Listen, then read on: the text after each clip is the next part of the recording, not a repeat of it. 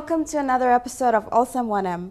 For this episode, we take a look at natural disasters. We look back on the Itape tsunami of 1998 and the Rabaul and Wanem volcano and see what we can learn from our past experiences and ask ourselves, are we prepared for natural disasters?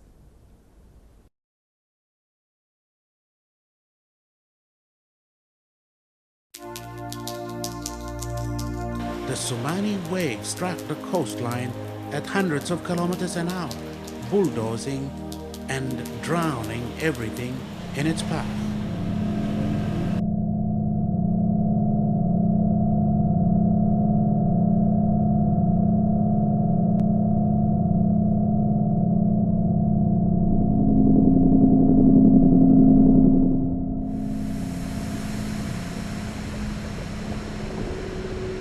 Do you have any reports about lava flow at this stage? We don't have any reports of lava flow. During the early stages of the eruption, we observed very carefully and we did not. Papua New Guinea has had its experience of natural disasters. These include earthquakes, volcanic eruptions, tsunami, drought, floods, tropical cyclones and landslides, as well as the impact of climate change. Climate variability and sea level rising is also evident. Sunday is already washed away. We are already in 3 meters towards this creek at the back. But this creek used to be far away from the beach. Now you can stand on the beach and you can see the creek. From a wider perspective, Papua New Guinea is ranked within the top 6 countries having the highest percentage of population exposed to earthquake hazard and earthquake in the Asia-Pacific region. The country also has the highest percentage of population exposed to severe volcanic risks, ranking closely behind Philippines, Indonesia and Vanuatu.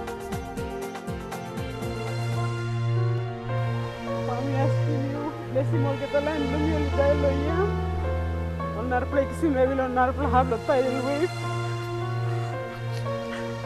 Grim strong now only stop low boost only high, only losing place. Papa me talk thank you loyo. You give more loop la strong, only start him loop la walk about long all can. We now look back to one of the worst tsunamis that occurred 16 years ago.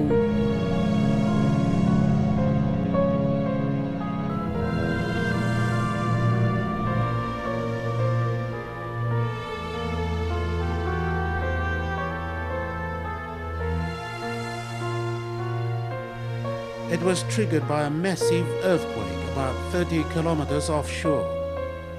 Measuring 7 on the Richter scale, the earthquake generated devastating waves that caused Papua New Guinea's worst natural disaster on record.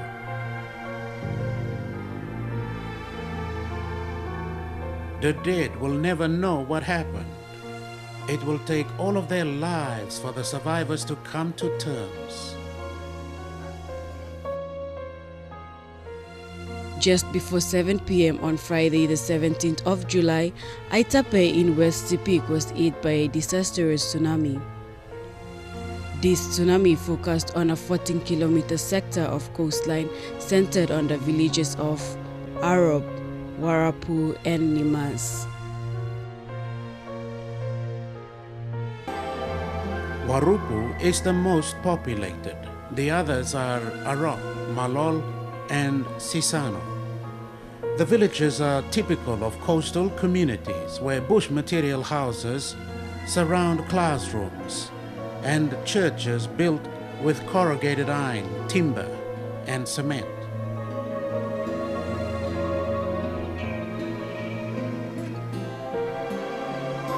This part of Papua New Guinea has been at peace with nature for decades until the evening of Friday, July 17, 1998. Ni prime saksa. Migat plastik sta pinsay longaw. Prime sta lopayan na kuriya ikan. Prime plasta lausin. Plasta kut na yang trabla gurya kama. Miplaram sound plus sina, miplaram patanloa. The height of this wave was around 10 to 15 meters. As it made its way in, all structures within 400 to 500 meters of the shoreline were completely destroyed. To relay that information to the National Disaster Office. According to Jimmy Gomoga, the acting director of the National Weather Service, the local people were not aware of this dreadful tsunami ahead of them. And one of the things was that the people were not aware. And that was the main sad thing, because the people actually ran towards the sea instead of running away from the sea. People were having fun and they were just slipping away when these two big huge waves came. Nobody knew what was going to happen. After a strong felt earthquake that went on for about 20 minutes, a succession of 3 large waves destroyed 3 villages without trace. The earthquake had a magnitude of 7.0. More than 2,000 people died, over 1,000 suffered from serious injuries, and around 10,000 people were displaced from their homes.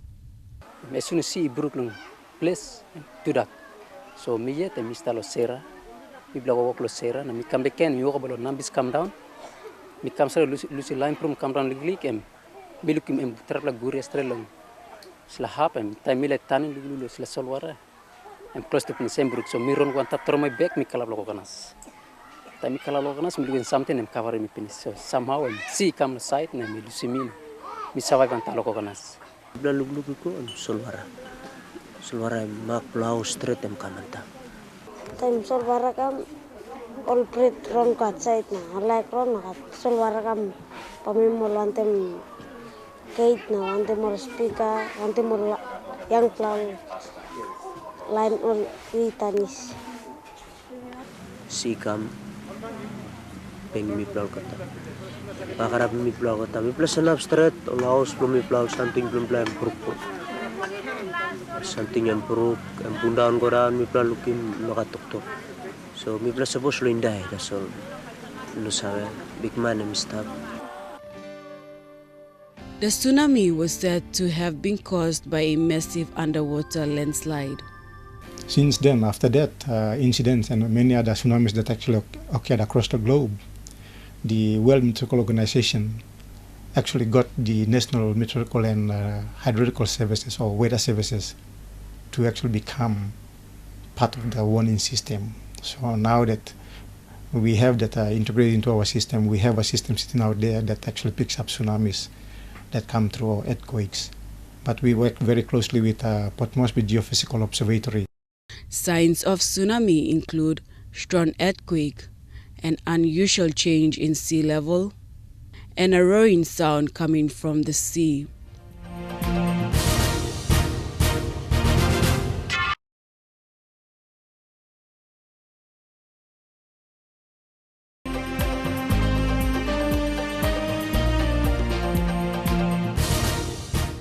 Welcome back to Olsem Wanem as we look into natural disasters in the country. When I say volcano, probably the first thing that would come in mind would be the Wanem and Rabaul volcano. We take another step back to look at the response of both disasters. The most active volcanoes in the Southwest Pacific are found in Papua New Guinea. These include Wanem, Karkar, Lamington, Langila, Ulawun, Rabaul, and Begana volcano.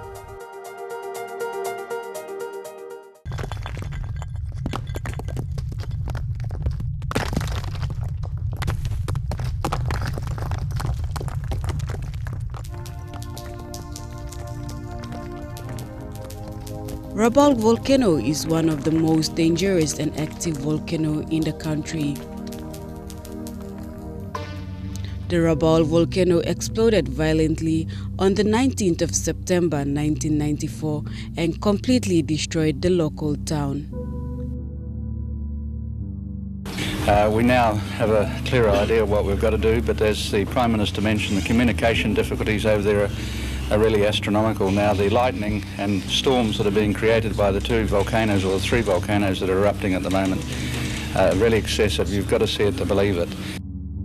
The whole town is covered in a thick blanket of grey ash that is being blown by the wind from both volcanoes towards us.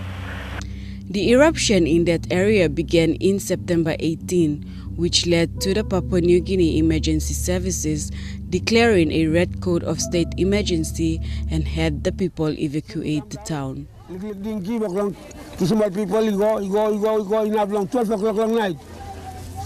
Back then, they had a volcano disaster response plan. Therefore, people were evacuated prior to the eruption.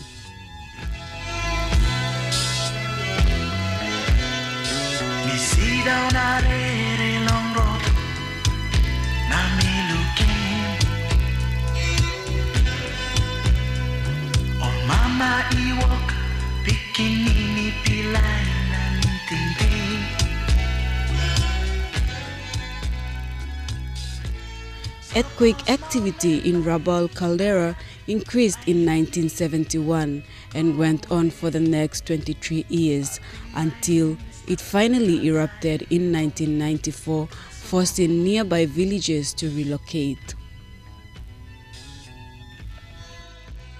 This volcano eruption has taken many people, all of us, by surprise.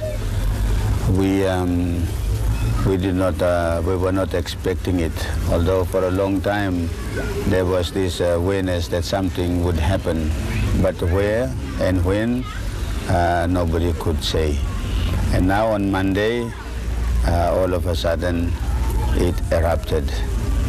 And then all these people from around Rabaul,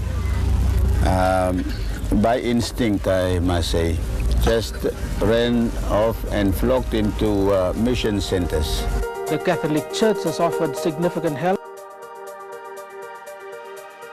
There were two major eruptions in Rabaul. In 1937, the eruptions at the volcano Entavurvur killed more than 500 people as it covered the countryside in ash.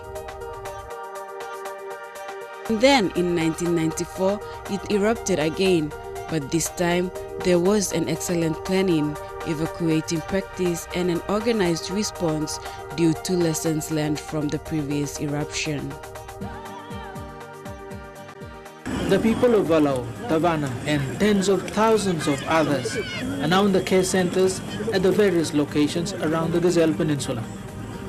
Since the army moved in to help the police enforce the orders under the Rabaul state of emergency, people have acknowledged the improvements in the service, in the care centers, and the delivery of supplies. The supply depot at the back of the War Museum at Ralum is the site of orderly maneuvers. The army has played a key role in ensuring that the care centers get their fair share of supplies and the police keeping peace and order.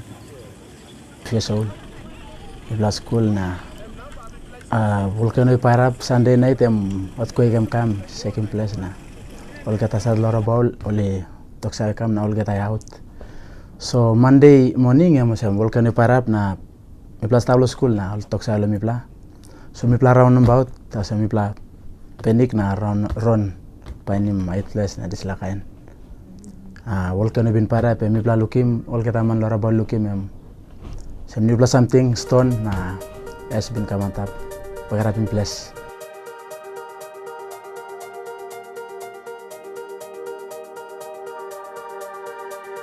We also have the Wanem volcano on Wanem Island in the Mereng province. Wanem volcano is quite active and has erupted over the years. This has led to evacuation of Wanem Islanders to care centers on mainland Bogia. Salvation Army is one NGO group that has been heavily involved in assisting the Wanem Islanders during that time. One of our team was sent there to help people get good, clean water to drink, make sure good toilet facilities were built for health hazards, and make sure there was medical supplies to help people.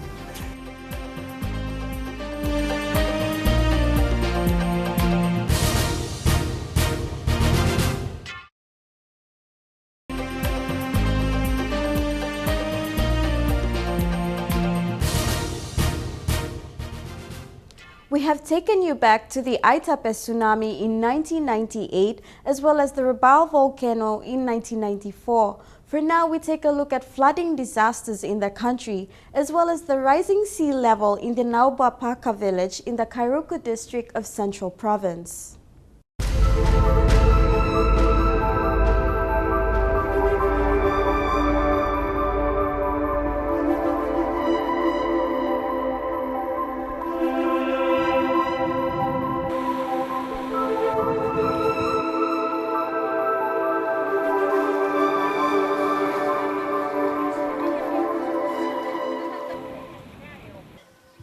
There's some houses in front there, they already washed away. 5 years, maybe 2006 it started this. There are plenty of coconuts alone here. All those coconuts were already washed away. Houses, you can drive in maybe 20 meters in and then you can see the beach. Now that all that sand there is already washed away, we are already in 3 meters towards this creek at the back. But this creek used to be far away from the beach. Now you can stand on the beach and you can see the creek. In 2007, Cyclone Giba caused widespread flooding in the northern province. Many of the villages were devastated due to lack of preparedness. Pongani village was one of the worst affected villages. According to the provincial disaster coordinator Albert Bogembo, the impact was so severe many people were left without basic essentials such as food and water. There was no power. There was no generator operating at that time. Water supply systems were cut off. Water supply at that time in Poponeta town was total darkness at that point in time. Richard Gabuba has survived the disaster after being without food and water for days. So I was swimming down, then I held on to one tree, small tree, and then I stayed there. That was about 9:30 in the night. Then I was there until 5 o'clock in the morning, and then I swam back and told my wife where the wife and the kids and the other son. So we started to walk. But I can't say anymore, but it was very, very bad experience that very night. When we came up, once we reached the higher ground, we ate the banana.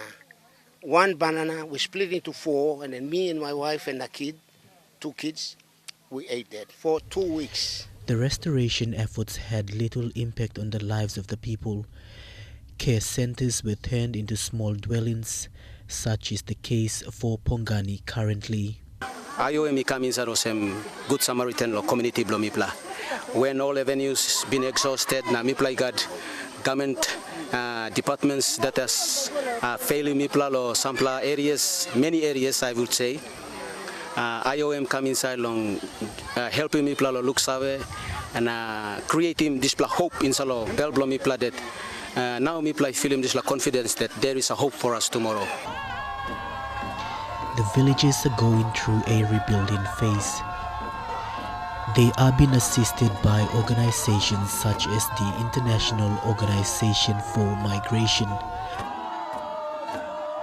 IOM, with funding from USAID, has carried out a community-based disaster risk management training.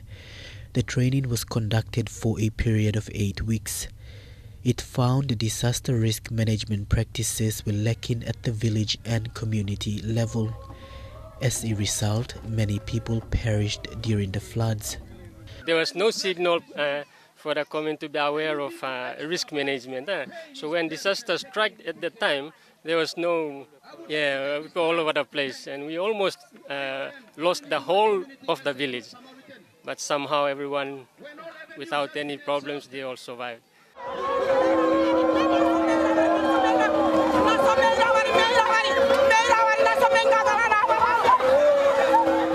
The simulation exercise by the locals gives an insight into what it was like during the floods. From the training, a disaster risk management plan was devised. Being the first village in the country to pilot this initiative, Pongani displayed a rousing reception during the launch of the plan.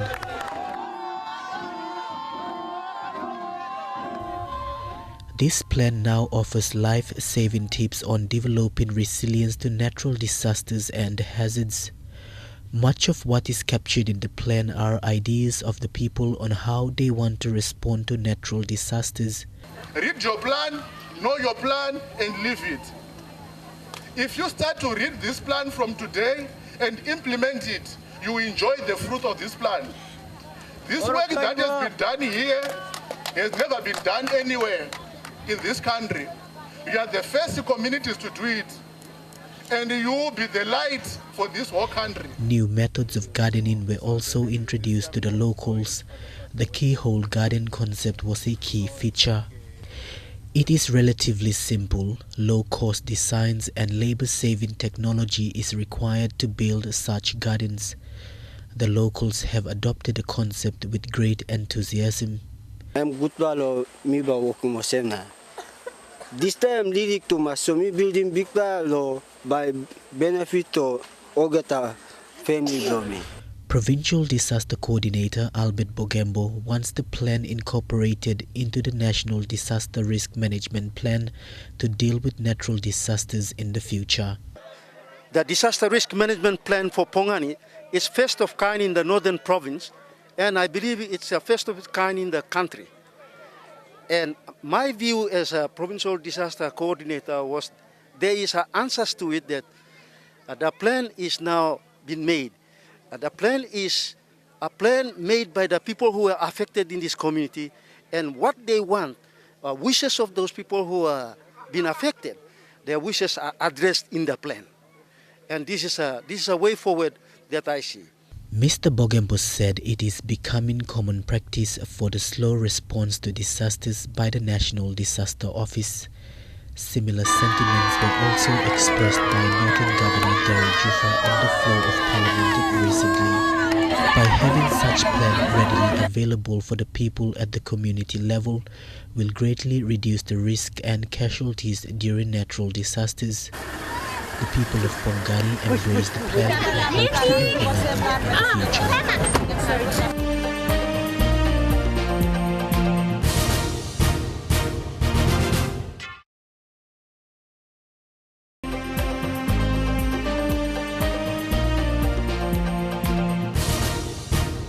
So far, we have looked at tsunamis, volcanoes, and floods, but there's so much more in terms of natural disasters and climate change.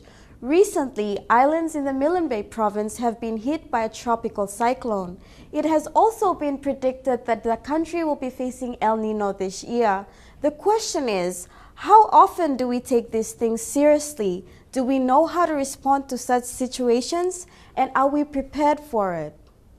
The Papua New Guinea Weather Service has had its challenges.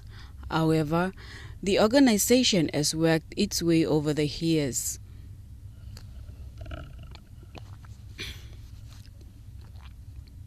Today, it has warning systems in place to detect certain weather warnings that did not exist in the past. These include tropical cyclone warning, tsunami warning, strong wind and storm warning, and marine warnings. The National Weather Service is slowly progressing towards understanding the climate science better necessary to provide accurate and reliable climate prediction. For the National Weather Service, especially in terms of its tools and all that, forecasting tools, and we are actually still way back. There are actually tools out there that can really do things automatically and pick up the systems. But however, although we have done things manually, we have actually picked up many of the systems, and we were able to warn with ample time to the people. So during the cyclone Aita, towards the shoreline, my people, they all had to migrate down to Alata with the help of Gordon Wesley. So yeah, the cyclone demolished every houses situated near the shorelines. Yeah, and we suffered a lot. The cyclone itself was quite severe.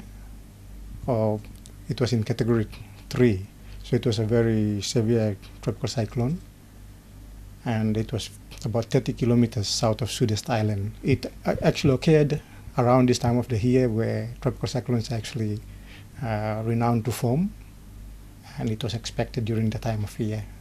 For the National Weather Service to issue a weather warning is one thing, but whether that warning is being received is another issue. When I was on the ground in Misima and also on Togula and Nimoa Island, and I actually asked that question, where the people are able to receive our warnings. Because according to us, especially the National Weather Service, we can issue a warning, but if that warning is not received, and it's just as like we have never issued a warning, and our warning is actually meant for people to receive it and take action. Unfortunately, this was not the case for the Aitape tsunami in 1998. During the time, the Papua New Guinea National Weather Service did not have any tsunami infrastructure integrated into our warning systems, and also there was not much awareness in the country, and people did not know what tsunamis were really like. The country is also experiencing effects of climate change and sea level rising. About 20, 30 years ago, when I was a kid, I used to walk down the beach, and it was all sandy beach, and the water level was about 10, 20 meters away from here, and the weather was really good. Now, today, because it should also be mentioned here that the water level is also affected by the rubbish that accumulated over the years. Now, 30 years ago, the sand was really, the beach was sandy, white sandy beach, and the water level was lower. We have this accumulation of the dirt, rubbish, and the sea level has all of a sudden risen. We can, as we stand here, when it's a high tide, the sea level comes to where we are standing here. And when it's low tide, it ebbs right to about 50 meters away from here. And that's a very big change. There have also been predictions that the country will be experiencing El Nino in the coming months. But according to global models that many of the global scientific communities have run, especially the modeling communities, organizations like Japan, US, and also Australia, they have run the models, and many of these models actually indicate that we'll be actually shifting into El Nino conditions by this dry season. Whether we are living at the edge of the beach or in mainland, up on the mountains, anything can happen.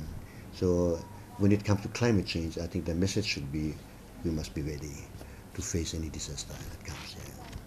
And that's all we have time for on Olsem Wanem. Make sure to check out your weather forecast daily and take note of any weather warnings. And if you need more information on natural disasters, please drop into your nearest disaster office. If you have any comments or stories you would like to share, please contact us via the address on your screen or visit us on our Facebook page. For now, enjoy the rest of your viewing on your #1 station, MTV.